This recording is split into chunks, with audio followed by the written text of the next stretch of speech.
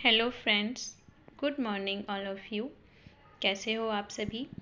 और I hope आप अच्छे होंगे। आप सभी का स्वागत है हमारे यूट्यूब चैनल पढ़ाई ज़रूरी है पर। तो अभी तक हम लोग फ्रेंड्स पिछली वीडियो में नेट जेआरएफ में लगी इकाई 5 में हिंदी कविता में से हम लोग रेबा तट, अमीर खुसरो की पहेलियाँ मुकरियाँ, विद्यापति की पदावली और कबीर ग्रंथावली ये सब देख चुके हैं। अब 5वें नंबर पे हम लोग जायसी ग्रंथावली देखेंगे, जिसके संपादक आचार्य रामचंद्र शुक्ल जी हैं। तो आज हम लोग जायसी ग्रंथावली के बारे में जानेंगे कि क्या हमारे महत्वपूर्ण है एग्ज़ाम की दृष्टि से। तो आज हम देखने वाले हैं जायसी ग्रंथावली, जिसके संपादक आचार्य रामचंद्र शुक्ल जी हैं। आचार्य रामचंद्र शुक्ल द्वारा संपादित पद्मावत या जायसी ग्रंथावली का 30वां खंड नागमती वियोग खंड है। पद्मावत में श्रृंगार का वियोग पक्ष 3 चरित्रों के माध्यम से दिखाया गया है। कौन कौन से 3 चरित्र हैं वो? रत्नसेन, पद्मावती और नागवती। तो ये 3 चरित्र के माध्यम से दिखाया गया है और जायसी जी ने नागमती के विरह का विस्तृत वर्णन किया है, जो बेहद रमणीय, सुंदर व मार्मिक है। नागमती जो है वो रत्नसेन की पत्नी है, जो रत्नसेन के पद्मावती की खोज में सिंघल द्वीप जाने पर 1 वर्ष तक पति से अलग रहने के कारण विरह वेदना भोगती है। सच यही है कि जायसी का भावुक मन नागमती के वियोग में ही अधिक रमा है। इस संबंध में शुक्ल जी की स्पष्ट धारणा है कि नागमती का विरह वर्णन हिंदी साहित्य में अद्वितीय वस्तु है। तो शुक्ल जी ये कहते हैं कि नागमती का विरह वर्णन हिंदी साहित्य में एक अद्वितीय वस्तु है। नागमती के विरह वर्णन की सबसे महत्वपूर्ण विशेषता यह मानी गई है कि इसमें नागमती को रानी के रूप में नहीं, एक साधारण विरह दग्ध नारी के रूप में वर्णित किया गया है। मतलब एक साधारण जो विरहिणी नारी होती है उसके रूप में वर्णित किया गया है। किसको? नागमती को। शुक्ल जी कहते हैं, अपनी भावुकता का बड़ा भारी परिचय जायसी ने इस बात में दिया है कि रानी नागमती विरह दशा में अपना रानीपन बिल्कुल भूल जाती है और अपने को केवल साधारण नारी के रूप में देखती है। इसी सामान्य स्वाभाविक वृत्ति के बल पर उसके विरह वाक्य छोटे बड़े सबके हृदय को समान रूप में स्पर्श करते हैं। तो स्टेटमेंट बहुत मोस्ट है, शुक्ल जी ने कहा है ये पद्मावती के बारे में, ठीक है। नागमती की विरह दशा के बारे में बताया है कि नागमती में जो है रानीपन वो बिल्कुल भूल जाती हैं। यहाँ पे नागमती के बारे में कह रहे हैं। तो नागमती के विरह वर्णन की एक और प्रमुख विशेषता यह है कि उसका विरह केवल व्यक्तिक संयोग सुख की प्रेरणा पर आधारित नहीं है, बल्कि जीवन के लोक व्यवहारों तथा कर्तव्यों से जुड़ा हुआ है। नागमती मध्यकाल की एक हिंदू नारी है, जिसके जीवन की सारी सार्थकता उसके पति में केंद्रित है। नागमती के वियोग में इस गृहस्थिक चेतना ने अद्भुत मार्मिकता का समावेश कर दिया है। विरह वर्णन में फारसी मशनवियों की शैली प्रायः ऊहात्मक हो जाती है। ऊहात्मकता का अर्थ है विरह का ऐसा अतिशयोक्तिपूर्ण वर्णन जो असामान्य होने के साथ साथ कहीं कहीं कुरुचिपूर्ण या जुगुप्सापूर्ण होने लगे। तो यहाँ पे ऊहात्मकता का अर्थ बताया गया है, ठीक है। क्या है? विरह का ऐसा अतिशयोक्तिपूर्ण वर्णन जो असामान्य होने के साथ साथ कहीं कहीं कुरुचिपूर्ण या जुगुप्सापूर्ण होने लगे। तो नागमती के विरह वर्णन में जायसी ने ऊहात्मकता का सहारा तो लिया, किंतु उसे कहीं भी मजाक का विषय नहीं बनने दिया। तो फ्रेंड्स, हमें याद रखना है जो पद्मावत का नागमती वियोग खंड से है पद्मावत, और ये कौन सा है, 30वां। ठीक है, तो इसको हम याद रखेंगे, नागमती वियोग खंड का 30वां। इसके बाद चलिए, इसके बाद हम अगली कविता या अगले कवि की ओर चलते हैं। अभी तक हम सभी को देख चुके हैं और यहाँ तक जायसी ग्रंथावली के बाद देखेंगे सूरदास। सूरदास जी का भ्रमर गीत सार, जिसके संपादक आचार्य रामचंद्र शुक्ल जी हैं। तो सूरदास जी का भ्रमर गीत सार, इसके संपादक शुक्ल जी हैं और यह कब प्रकाशित हुआ, 1925 में। महाकवि सूरकृत सूरसागर के 10वें स्कंद में भ्रमर गीत की रचना है। भ्रमर गीत सार के संपादक आचार्य रामचंद्र शुक्ल तथा उप संपादक विश्वनाथ प्रसाद मिश्र हैं। इस पुस्तक में कुल 400 पद हैं और पुस्तक में वक्तव्य और आलोचना रामचंद्र शुक्ल तथा आमुख विश्वनाथ प्रसाद मिश्र जी ने लिखा है। ठीक है, तो याद रखना है, इसके संपादक शुक्ल जी और उप संपादक विश्वनाथ प्रसाद मिश्र जी हैं और इस पुस्तक में कुल 400 पद हैं और पुस्तक में वक्तव्य और आलोचना आचार्य रामचंद्र शुक्ल ने तथा आमुख किसने लिखा, विश्वनाथ प्रसाद मिश्र जी ने लिखा है। चलिए अगली कविता की ओर बढ़ते हैं। अगली है तुलसीदास, जो कि रामचरितमानस उत्तरकांड से। ठीक है, तो रामचरितमानस का उत्तरकांड जो है, हमें इसमें तुलसीदास जी का लगा हुआ है हमारी कविता में, तो इसके बारे में हम लोग देखते हैं महत्वपूर्ण कुछ। उत्तरकांड गोस्वामी तुलसीदास जी के महाकाव्य श्री रामचरितमानस के 7 कांडों में अंतिम कांड है। उत्तरकांड की कथा वस्तु के 2 भाग हैं। आरंभ में मूल कथा है, राम अयोध्या पहुँचते हैं जहाँ उनका भव्य स्वागत होता है। वेद स्तुति एवं शिव स्तुति के साथ उनका राज्य अभिषेक किया जाता है। वानरों को विदा किया जाता है। राम राज्य का एक आदर्श राज्य के रूप में उपस्थित होता है। इसके बाद उत्तरकांड में तुलसीदास जी का चिंतन पक्ष उपस्थित हुआ है। यह कथा अपने युग की समस्याओं और मानव जीवन की शाश्वत समस्याओं के समाधान से जुड़ती है। उत्तरकांड के अंतिम भाग का हिंदी साहित्य में विशेष महत्व है, क्योंकि इसमें तुलसी का भक्ति और ज्ञान संबंधी चिंतन विस्तार से अभिव्यक्त हुआ है। वस्तुतः तुलसीदास जी ने उत्तरकांड के उत्तर भाग में भुषुंड जी यानी कागभूषुंड और गरुड़ की कथा विशिष्ट उद्देश्य से रखी है। इस कथा के माध्यम से तुलसीदास जी ने ईश्वर के अवतार एवं उसकी लीला का मर्म, मानव जन्म का महत्व, मानव का दुख, संत असंत के लक्षण, पाप और पुण्य आदि पर विचार किया है। अपने युग की समस्याओं को ध्यान में रखते हुए उन्होंने कलयुग वर्णन, शैव एवं वैष्णव मतों को समन्वय, निर्गुण सगुण विवाद आदि प्रसंगों को इसमें शामिल किया है। तो अभी हम लोग देखे हैं तुलसीदास जी का रामचरितमानस से उत्तरकांड के बारे में। चलिए अगली कविता की ओर बढ़ते हैं। अगले हैं हमारे कवि बिहारी सतसई। तो बिहारी दास जी की ये जो बिहारी सतसई टीका किसने लिखी है, इसके संपादक जगन्नाथ दास रत्नाकर जी हैं। तो इसका प्रकाशन वर्ष 1921 है और इसमें 713 दोहे हैं। तो देख लेते हैं बिहारी सतसई के बारे में क्या महत्वपूर्ण जानकारी है। जगन्नाथ दास रत्नाकर इसके संपादक हैं, ये हम याद रखेंगे।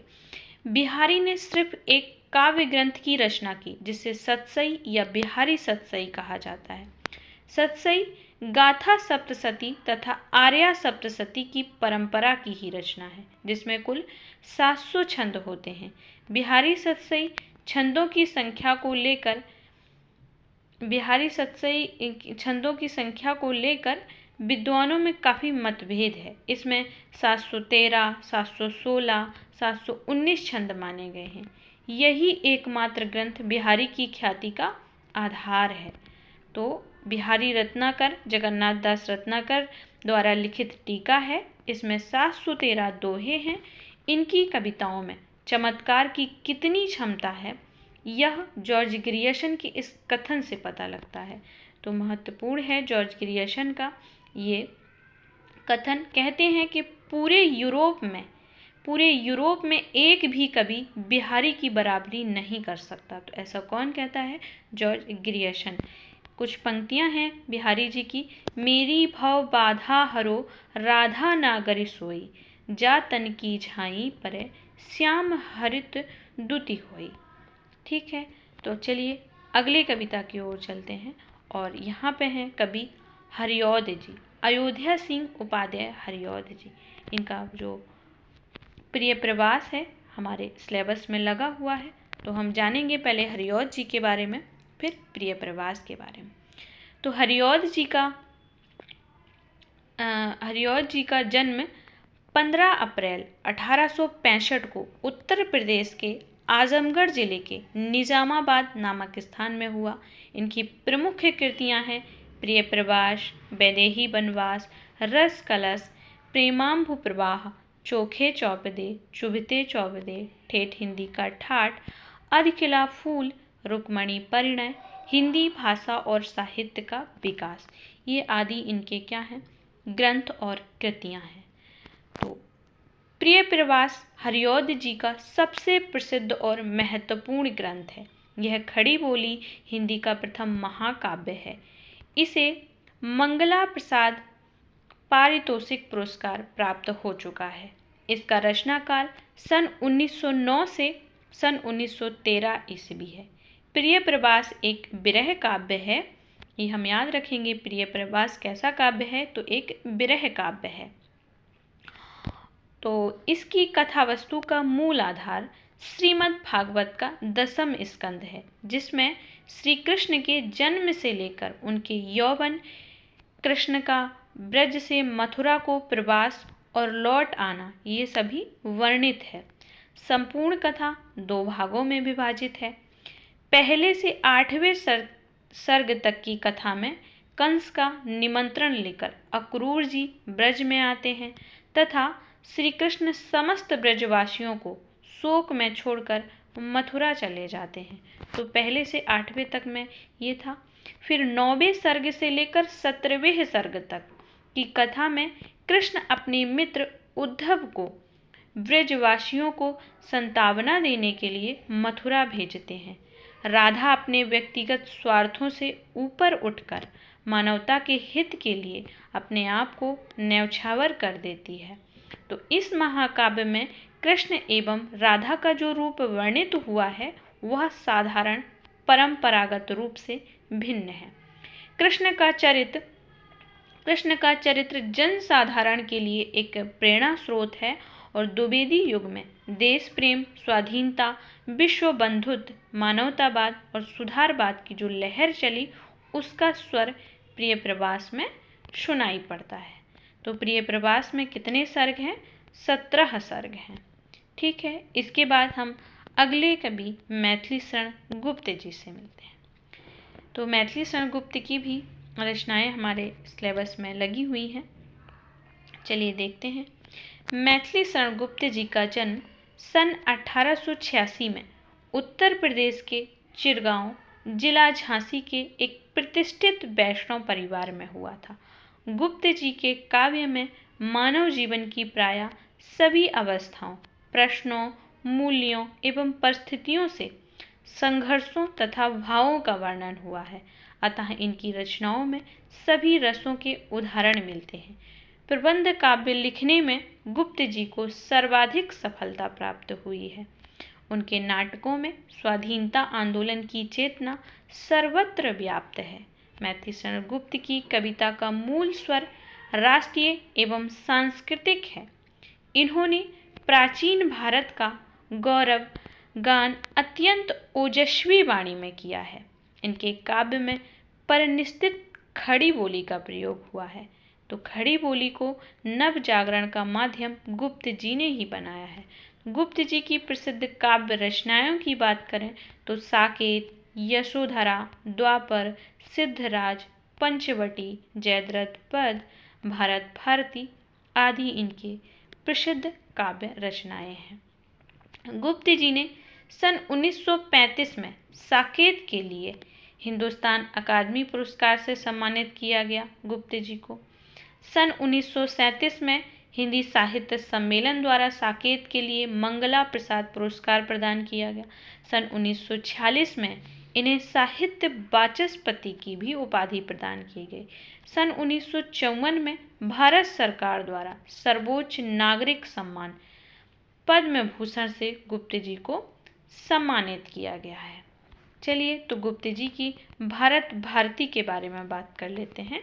इनकी प्रसिद्ध कृति भारत भारती। भारत भारती मैथिली शरण गुप्त की प्रसिद्ध काव्य कृति है जो 1912 से 13 ईस्वी में लिखी गई थी तथा संशोधनों के साथ 1914 ईस्वी में ये प्रकाशित हुई। यह स्वदेश प्रेम को दर्शाते हुए वर्तमान तथा भावी दुर्दशा से उबरने के लिए समाधान खोजने का एक सफल प्रयोग है।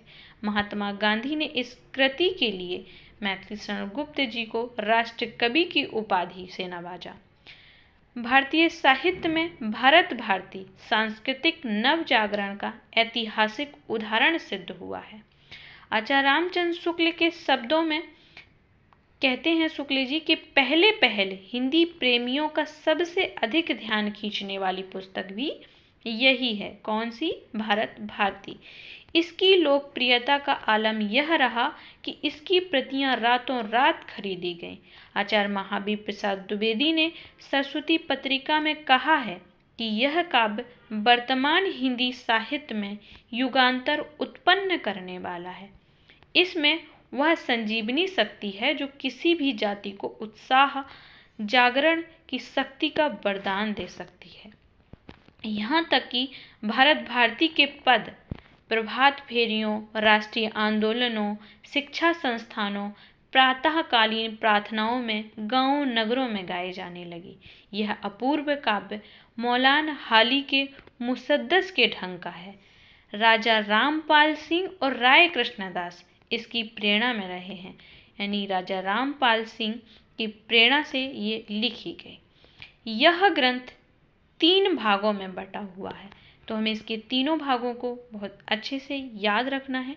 यह ग्रंथ जो है भारत भारती 3 भागों में बटा हुआ है, अतीत खंड, वर्तमान खंड और भविष्यत खंड। भारत भारती गुप्त जी के प्रिय छंद हरिगीतिका छंद में रचित है। भारत भारती का अतीत खंड भारतवर्ष के इतिहास पर गर्व करने को पूर्णतः प्रेरित करता है। तो अतीत खंड में क्या है? भारतवर्ष के इतिहास पर गर्व करने को ये पूरी तरह प्रेरित करता है। उसमें उस समय के दर्शन, धर्मकाल, प्राकृतिक संपदा, कला, कौशल, ज्ञान, विज्ञान, सामाजिक व्यवस्था जैसे तथ्यों को संक्षिप्त रूप से स्मरण कराया गया है। मेगस्थनीज से लेकर आरसी दत्त तक के कथनों को प्रासंगिक ढंग से पाठकों के समक्ष रखा गया है। मुगल काल के कुछ क्रूर शासकों की निंदा हुई है तो अकबर जैसे मुगल शासक का बखान भी हुआ है। आविष्कार और आधुनिकीकरण के प्रचार के कारण अंग्रेजों की प्रशंसा भी हुई है। तो अतीत खंड में कुल 253 पद थे। ठीक है, तो अतीत खंड में कुल कितने पद हैं? 253। बात करते हैं अगले खंड वर्तमान खंड की। तो वर्तमान खंड में दरिद्रता, नैतिक पतन, अव्यवस्था और आपसी भेदभाव से जूझते उस समय के देश की दुर्दशा को दर्शाते हुए सामाजिक नूतनता की मांग रखी गई है। नैतिक और धार्मिक पतन के लिए गुप्त जी ने उपदेशकों, संतों, महंतों और ब्राह्मणों की निष्क्रियता और मिथ्या व्यवहार को दोषी माना है। इस प्रकार यह खंड सामाजिक दुर्दशा के मुख्य कारणों को खोज उनके सुधार की मांग करता है। तो वर्तमान खंड में कुल 309 पद हैं। बात करते हैं भविष्य खंड की। भविष्यत खंड में अपने ज्ञान, विवेक और विचारों की सीमा को छूते हुए गुप्त जी ने समस्या समाधान के हल खोजने और लोगों से उसके लिए आह्वान करने का भरसक प्रयास किया है। भविष्यत खंड में कुल 150 पद हैं। तो गुप्त जी की अगली रचना साकेत। तो साकेत का 9वां सर्ग हमारे सिलेबस में जुड़ा हुआ है। तो देख लेते हैं साकेत के बारे में कुछ महत्वपूर्ण सी जानकारी। मैथिली शरण गुप्त हिंदी साहित्य के द्विवेदी युगीन कवि हैं। साकेत राष्ट्रकवि मैथिली शरण गुप्त की वह अमर कृति है जिसे गुप्त जी अपने साहित्यिक जीवन की अंतिम रचना के रूप में पूरी करना चाहते थे। इसका प्रथम प्रकाशन सन 1931 में हुआ था। इसके लिए सन 1932 में इन्हें मंगला प्रसाद पारितोषिक प्राप्त हुआ है। इस महाकाव्य में 12 सर्ग हैं। कवि ने पौराणिक राम कथा के कुछ स्थलों को लेकर उनके आधार पर साकेत के कथानक की रचना की है। गुप्त जी ने साकेत में रामायण के परित्यक्त, विस्तृत एवं उपेक्षित प्रसंगों व पात्रों को प्रकाश में लाने का प्रयास किया है। प्रारंभिक सर्गों में साकेत नगरी का वर्णन, केकई का दशरथ से वचन, श्री राम को वनवास का आदेश, अयोध्या वासियों का करुण रुदन और वनगमन की झांकियां हैं। अंतिम सर्गों में लक्ष्मण की पत्नी व राजवधू उर्मिला के वियोग का वर्णन है। साकेत मुख्यतः उर्मिला को केंद्र में ही रखकर लिखी गई है। चूंकि लक्ष्मण तो अपने भाई और भाभी के साथ वन को जा चुके हैं, लेकिन उर्मिला पीछे भवन में ही रह गई। उन्हीं की मनः स्थिति का भावपूर्ण वर्णन किया है कवि ने यहाँ। तो कुछ यहाँ पे साकेत से ही पंक्तियाँ दी गई हैं, तो हम लोग देखते हैं।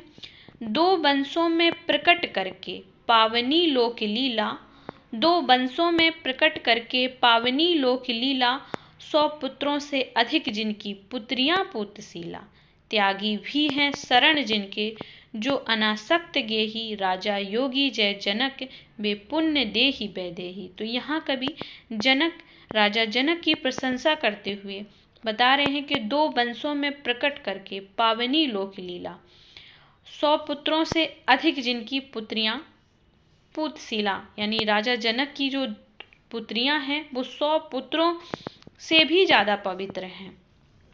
तो जहाँ दोनों वंशों का नाम रोशन करती हैं, तो राजा जनक की प्रशंसा में ये पंक्तियाँ कही गई हैं।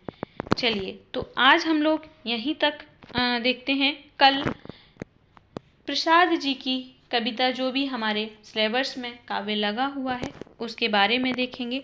आज के लिए इतना ही। धन्यवाद।